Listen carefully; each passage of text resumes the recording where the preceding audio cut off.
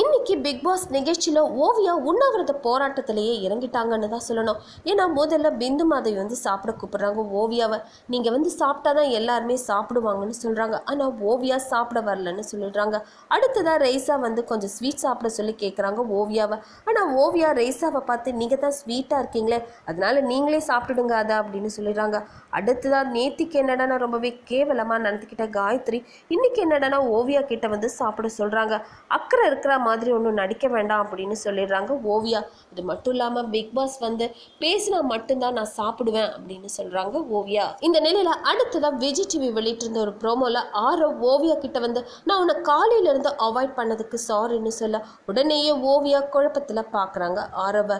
இதுக்கடையில் garden Oviya Aarav Snehan இப்படி 3 பேரும் உட்காந்து பேசும்போது ஒன்று இருக்குது அப்படி இல்லைன்னா இல்லை, இது ரெண்டுத்துல ஏதாவது ஒன்று சொல்லிட்டா நான் உன்னை விட்டு விலகிடுறேன் அப்படின்னு சொல்கிறாங்க ஓவியா. உடனேயே ஆரவ் அப்படின்னா கண்டிப்பாக எதுவுமே இல்லைன்னு சொல்ல கடைசியாக ஓவியா ஆரவ் கிட்ட கேட் லாஸ்ட்னு சொல்லிட்டு போயிடுறாங்க. இதுக்கிடையில் பெட்ரூம் ஏரியாவில் வையாபுரி ஓவியாவை பார்த்து உன் மேலே தப்பே இல்லை, நாங்கள் எல்லாரும் உனக்கு சப்போர்ட்டிவாக இருப்போம் அப்படின்னு சொல்ல ஓவியா முகத்தில் கொஞ்சமாக சிரிப்பு தெரியுது. நேத்திக்கு பிரேக்கப் ஆகி முடிஞ்சிடும்னு நினச்ச ஓவியா ஆரவ் காதல் இன்னைக்கும் தொடரும் பட்சத்தில் இன்னைக்காவது கண்டிப்பாக ஒரு முடிவுக்கு வரும்னு சொல்லலாம்.